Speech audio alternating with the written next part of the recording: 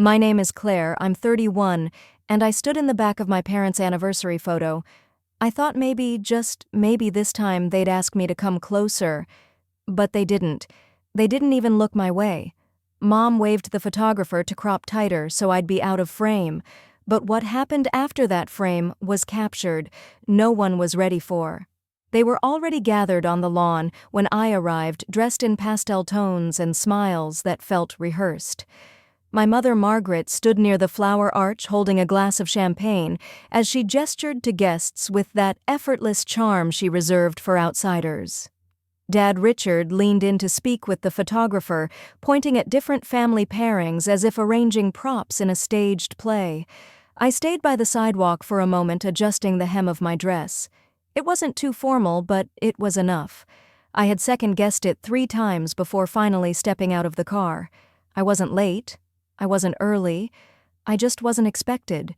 When I stepped into the yard, my mother's eyes flickered in my direction, then just as quickly away. She turned to fix my sister's necklace instead. No one came to greet me. A tray of flutes passed me by. The server didn't pause. I didn't ask. I kept walking toward the back patio where most of the guests were gathered. Some people nodded politely. One woman, probably a neighbor, smiled with a "you must be Claire" sort of expression. But the people who knew me said nothing. The family photo was already in progress. Chairs had been pulled into 2 neat rows. Mom and Dad stood behind my sister and her husband, flanked by cousins, aunts, uncles, some even holding children on their laps. The photographer called out for them to hold still. I didn't see a chair left for me. I stood near the hydrangeas, hands clasped loosely.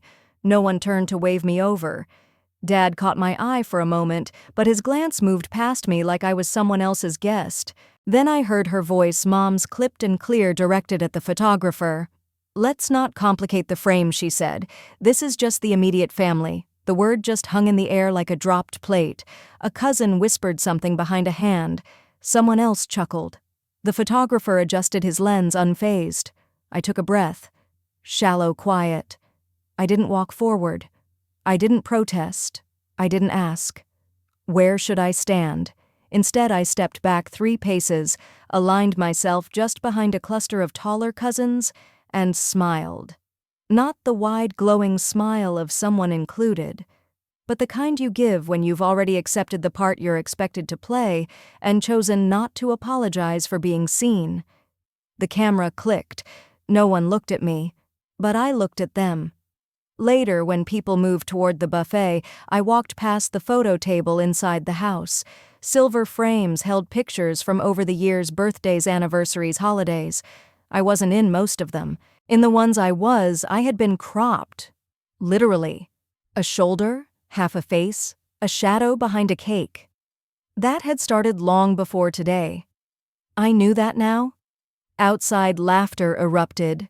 Someone clinked a glass. My sister was opening a gift box wrapped in pale blue ribbon. I stayed inside a moment longer, fingers tracing the corner of a frame that used to hold all 5 of us before it was replaced last fall with a new one. The one where I was asked to take the picture, not be in it. My name hadn't been on the invitation. It was forwarded to me by Uncle Henry 2 days before the event. He told me you should come. Sometimes showing up says more than any RSVP, so I did, but I didn't stand with them. I stood behind them, and I smiled. The sun dipped lower, casting golden light across the yard. I lingered near the hedges, close enough to hear fragments of conversations, but far enough that no one needed to acknowledge me. From this angle, I could see my sister's husband speaking with my parents. They laughed about something, probably the cake topper or the wine selection. I couldn't tell. Their voices were clear, but not their words. A small boy ran past me, chasing a balloon. His mother, one of my cousins, called after him, then caught sight of me. Her eyes widened for a moment like she'd remembered I existed. Then she nodded, tight-lipped, and turned away. I didn't blame her. Over the years, being part of the family had felt like trying to sit at a table where your name tag was quietly removed. No confrontation, no open rejection, just omission. At first it was forgetting to call, then it was not being told about Grandma's birthday party, then it was not being asked to bring anything for Thanksgiving. Eventually, silence becomes a habit. For them. And for me. At the drinks table, Uncle Henry poured himself a soda. He never touched alcohol, and spotted me. His face brightened, not in pity, but in recognition. He raised his cup slightly like a silent toast. I nodded back. He didn't come over. He didn't need to. That look was enough to remind me that someone still saw me as part of the story. Inside the house, Margaret was rearranging centerpieces. She always micromanaged details during events. She didn't like surprises or people who didn't fit the aesthetic. I remembered being 16 wearing a dress she called too loud for Christmas Eve dinner. She made me change into beige. I'd complied. Back then, I still believed that fitting in meant being invited back. A woman with a camera came around snapping candids. When she aimed at the buffet table, I stepped aside. She didn't ask me to stay in frame.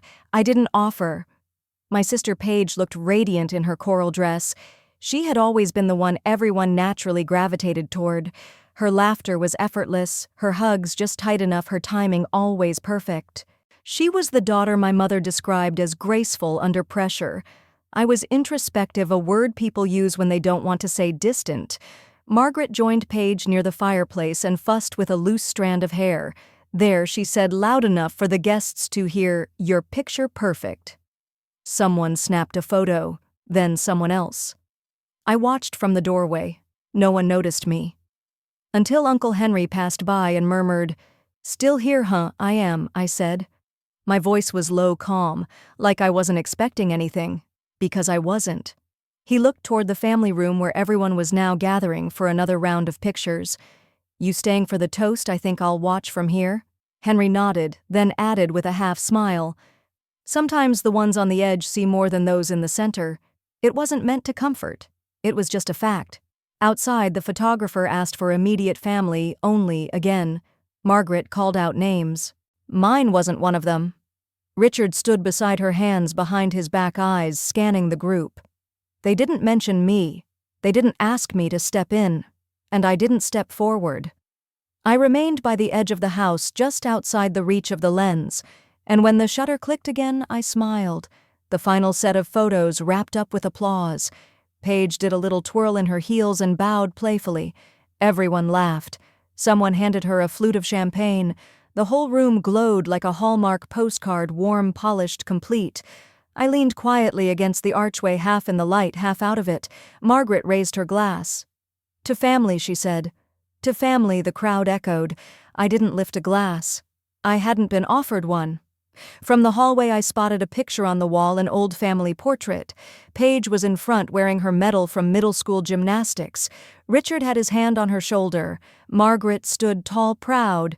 And me, I was there too. Off to the left, partly obscured by a vase. The photo had always felt like a metaphor.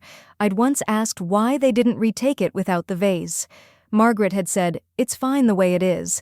A younger me might have believed that. Now I just looked at the photo and noticed how no one else ever did. Back in the living room, Uncle Henry moved closer to the bookshelf.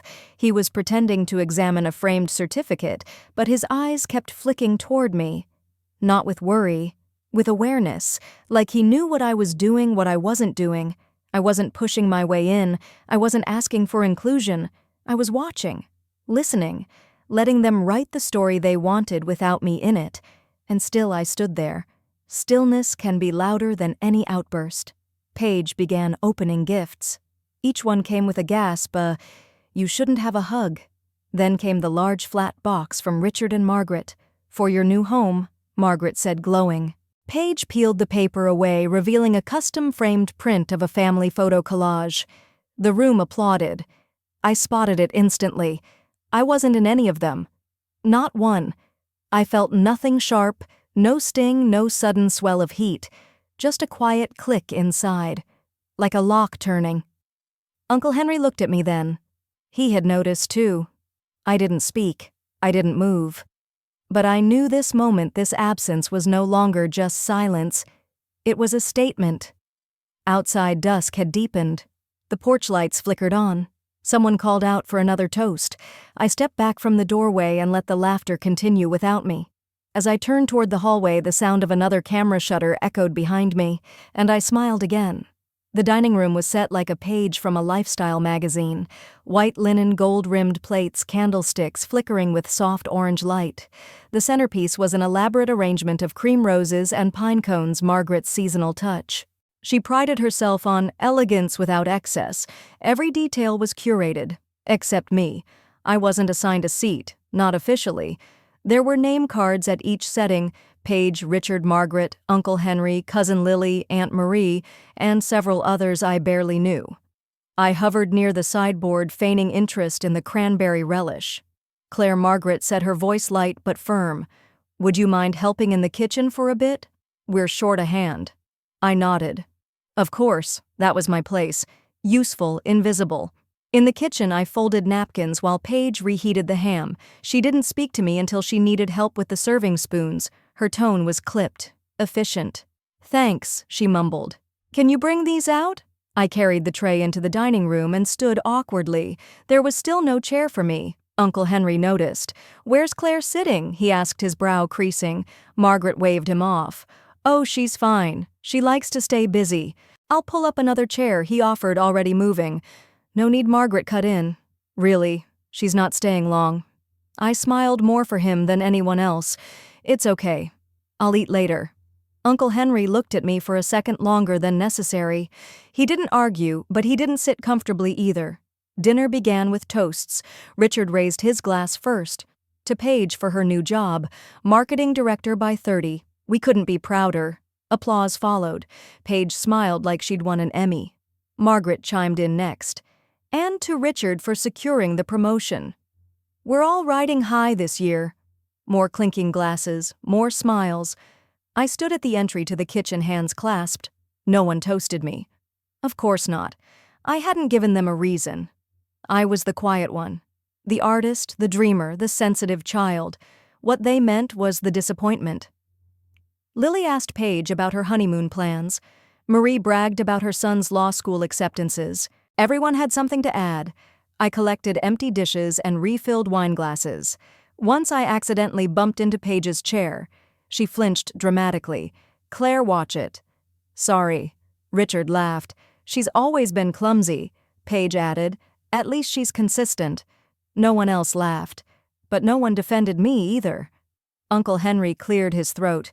"Claire's always been graceful with a sketchbook at least." Richard chuckled. "Sketchbooks don't pay mortgages." Margaret smiled thinly. "Let's not turn this into a career seminar." The next course came out. I wasn't hungry, but I nibbled a roll in the kitchen just to pass time. I could hear them through the wall. Paige was talking about the gallery opening she attended with her fiancé. Someone mentioned a friend who'd just landed a feature in Architectural Digest. No offense, Richard's voice floated in, but those who live off parents into their 30s probably shouldn't lecture anyone about success. Paige laughed. "Oh, come on, she's not that bad." They were talking about me, obviously. "Who else?" Uncle Henry said nothing. I pictured him taking another sip of his Scotch, jaw clenched. Later, as dessert was being served, Margaret entered the kitchen. "You're not sulking, are you?" she asked. "You know how Richard jokes." I rinsed a dish. "I'm fine." "Good," she said, "because tonight's about Paige. Let's not make it about past mistakes." She left before I could ask what mistake exactly she meant. At one point, Paige called everyone into the living room for photos. It was a yearly tradition, Margaret's idea, meant to capture the family's growth and blessings.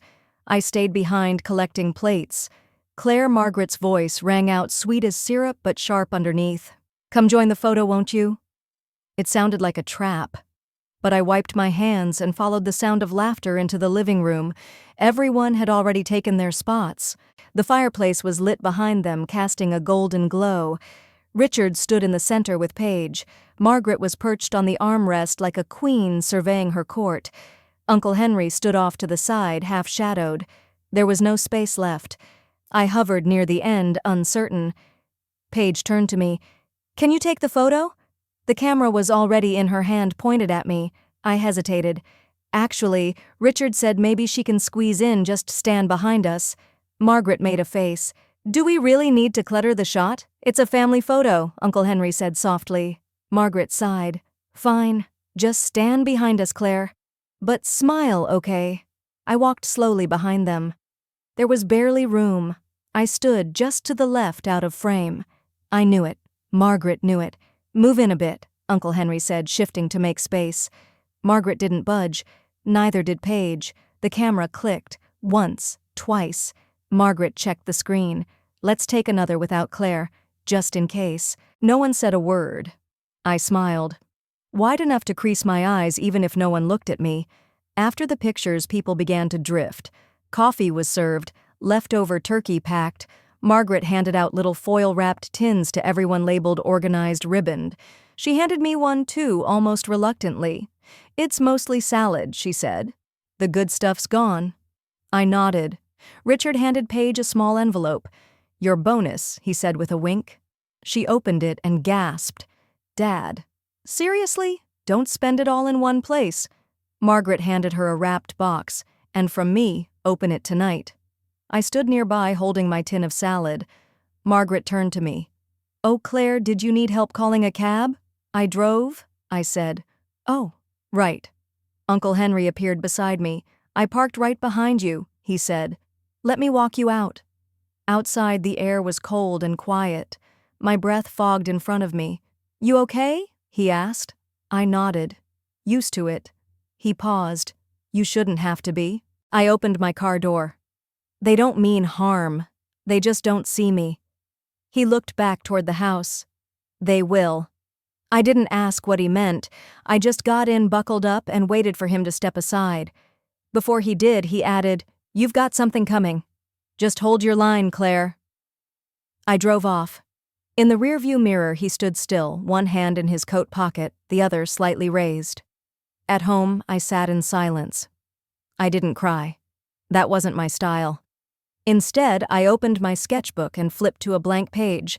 I started to draw the living room from memory, the chairs, the fireplace, the people, but I placed myself in the center.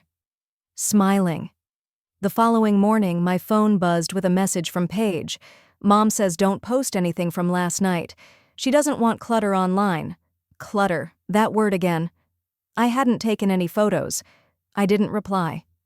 Instead, I pulled out my sketchbook again. This time I drew the family group, but I sketched a gap, a space, a shape missing from the photo. That shape was me. Later that day, while cleaning out my closet, I found a dusty envelope tucked in an old coat pocket. Inside was a letter dated 5 years back, from Grandpa.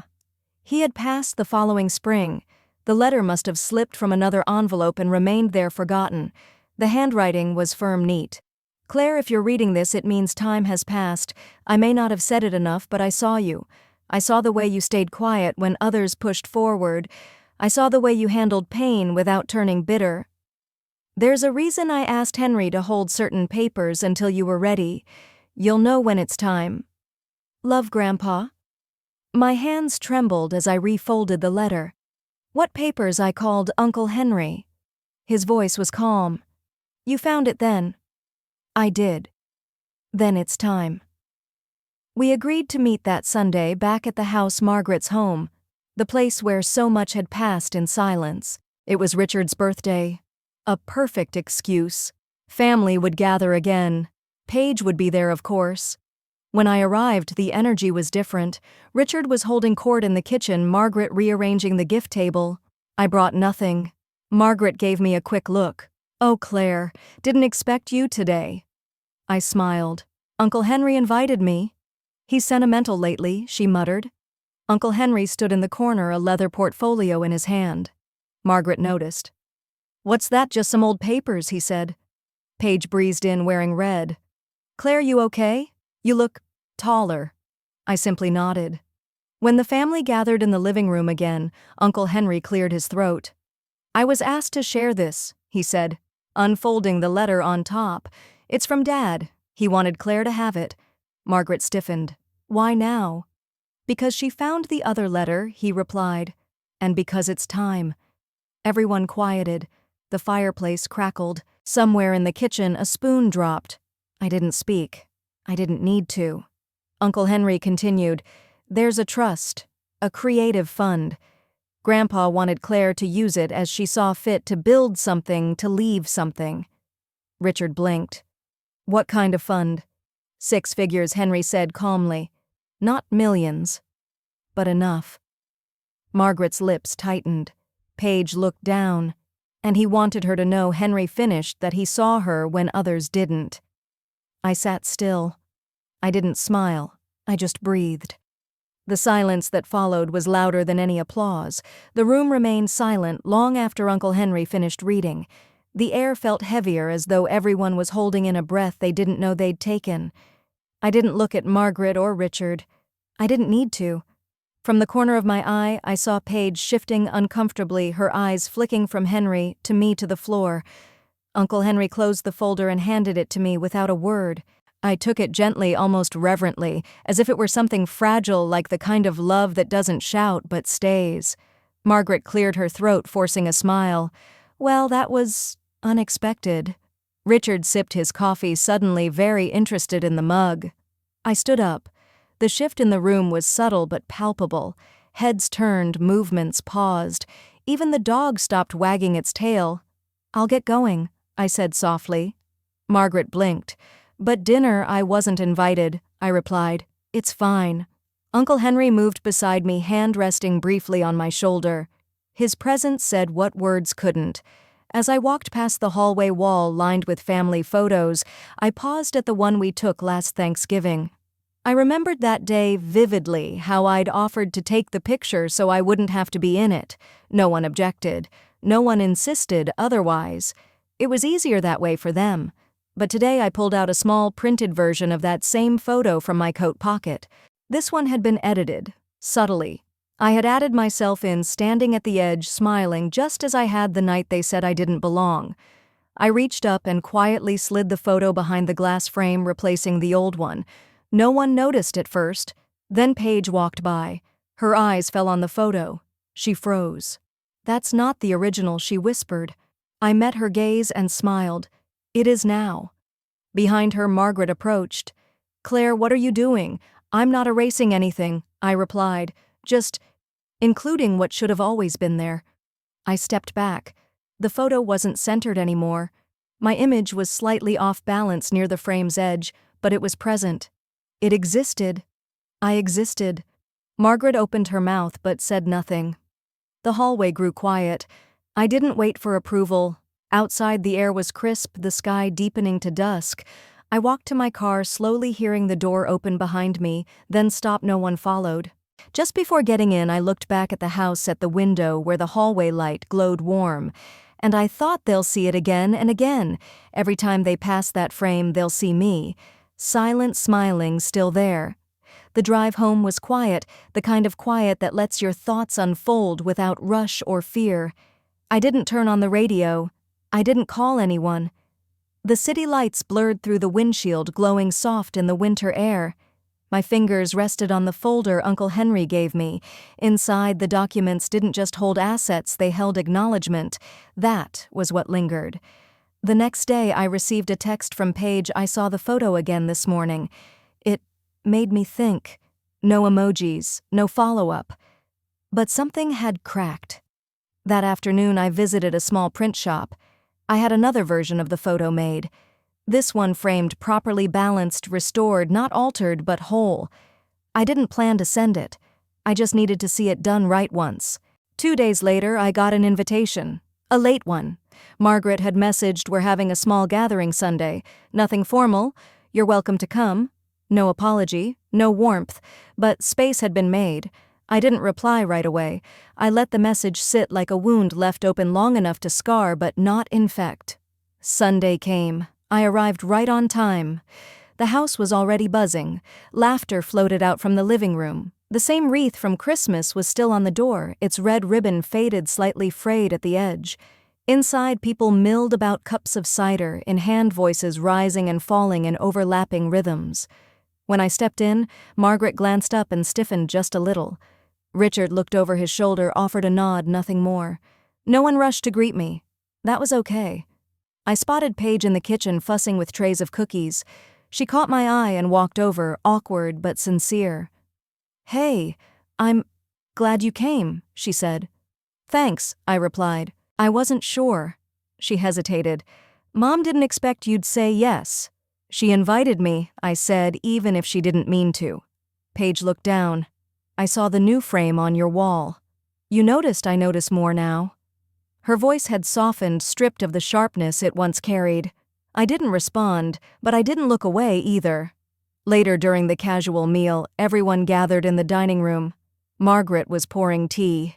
A space had been set at the table, 6 chairs instead of 5. I took the 6th. No one asked me to move.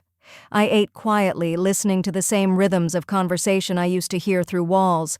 This time I was part of the noise, even if no one said my name aloud. At one point, a cousin brought out a photo album. Laughter bubbled as pages turned. When the album reached me, I paused.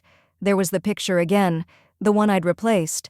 But this version wasn't the edited one I'd made. It was a candid someone had taken on their phone, a shot from the same day from a different angle. And in this one, I had walked into the frame just as the photo was taken. There I was, mid-step, almost blurred, not smiling, not posing, just existing. I didn't know you were in this one, said a voice. It was Richard. I looked up, surprised. I didn't know either, I said. And in that brief exchange, something shifted again. Not an apology, not a grand gesture, but an acknowledgement that perhaps I had always been there. The photo album remained in front of me for a moment longer. I didn't flip the page. I just stared at the image myself, not quite centered, not posed, not framed with intention. I wasn't supposed to be in that photo, but I was. That alone said enough. As the album passed on, the conversation drifted again. Someone cracked a joke about Richard's cooking, and laughter circled the room. It didn't matter that I wasn't the source of the laugh. What mattered was that I was there to hear it. Later, as the sky outside dimmed and people began collecting coats and saying their goodbyes, I stayed seated. The quiet hum of people moving about the house washed over me. Margaret was in the hallway speaking softly to a neighbor. Richard disappeared into the kitchen. Paige returned with 2 mugs of tea. She set one down beside me. "Same kind you like," she said simply. "Thanks." I wrapped my hands around the mug. We sat in silence for a while. Then she spoke. "You know, I always thought you didn't mind. When they left you out." "I minded," I said gently. "But I didn't want to make it worse." "You didn't," she said. "They just didn't see it." The tea warmed my hands, but it was the words that reached deeper. I stood up slowly, set the mug down, and walked toward the hallway where Margaret still stood. She turned when she heard me. "I'm heading out," I said. She nodded. "Thanks for coming. I brought something," I added. "It's in the entryway. For the mantel." Her brow furrowed slightly, but she said nothing. I walked to the front, retrieved the small package from where I'd left it by the coat rack. Unwrapped, it was the framed photo, the one I'd had restored. The same picture, but with me standing just behind them, fully in the frame. When I placed it on the mantel, I didn't look around to see who watched. I just straightened it. Once, stepped back and turned. At the door, I took a final look at the room. The laughter had faded into soft murmurs. No one called after me. No one stopped me. But no one erased me either. I stepped outside. The wind was sharp and the sun had dipped low behind the trees. I zipped up my coat and began walking toward my car. Behind me, the door clicked shut. Not slammed, not locked, just shut. And that was enough. Some stories don't end with applause. They end with a quiet door, a still room, a presence no one can ignore anymore. And sometimes just showing up standing where they said you didn't belong is the loudest thing you'll ever do.